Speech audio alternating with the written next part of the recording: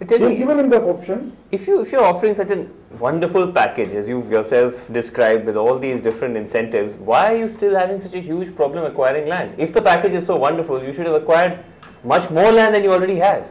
I think you need to guide me. You know the grassroots political things of our society, of our country better than I do. No, so are you saying it's just politics which is blocking the acquisition of your land? I think. See, whenever I've met these farmers, whenever I've met these sarpanches, they're extremely motivated. And even today, as you go, there is a queue of people willing to sell their land. The constraint is the registration authorities is unable to handle this type of volume. No, but who is blocking it? Who, when you say politically, who are the political forces, or who are the instigations? There are a lot of instigations. From whom? You are aware, all across the country, we have this so-called extra constitutional power, which has a big say.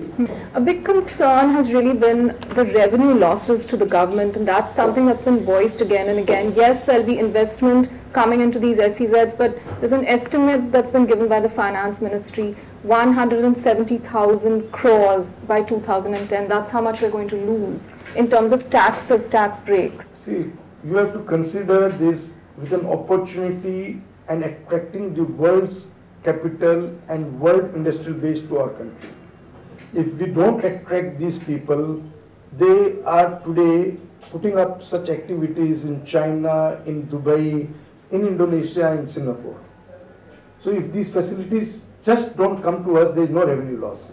But when they come to us, it is an theoretical, hypothetical revenue loss to my mind. And to my mind, they will be hugely revenue generating. Because while you don't pay customs duty to establish such facilities, you get certain income tax advantages, which are not unique. These income tax advantages have been given by our lawmakers to every other activity, whether it is a port, it is a telecommunications, a power unit, a road, bridges, airports, all of them get the same tax benefits which are provided for the SEZ. So to my mind, they will be hugely generating employment, they will be hugely generating to the growth of our economy, and they will be hugely generating to the taxation. The people who live there are going to spend money. The people who come to work and to establish these industrial units are going to come from all over the world. When they come, they will use our air facilities. The Indian industry is worried. People like Rahul Bajaj are worried that what you produce in your SEZ, let's say you produce electrical products, are going to damage him. Now you have competition internationally, now you're going to have competition locally.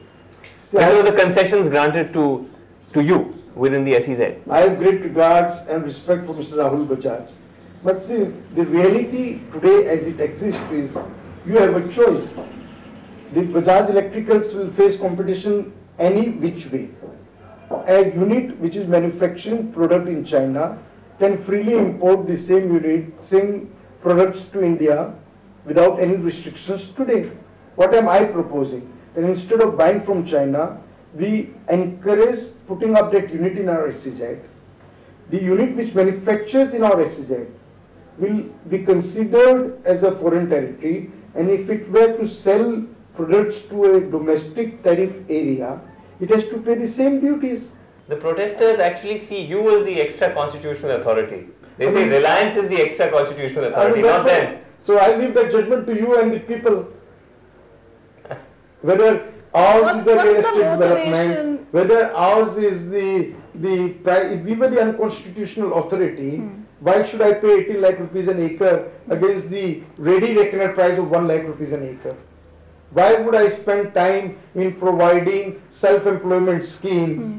We've started, as you know, the Lijjat Papad centers there. We've started calling centers there. We've started BPO activities there. We've started a lot of data entry work there. So what's we've started a lot of people employment in the retail sector in those areas. So we are definitely committed to the growth of this sector, and we are committed to decongesting Bombay. As you know, we are also talking to the government to start the Eastern water transport system.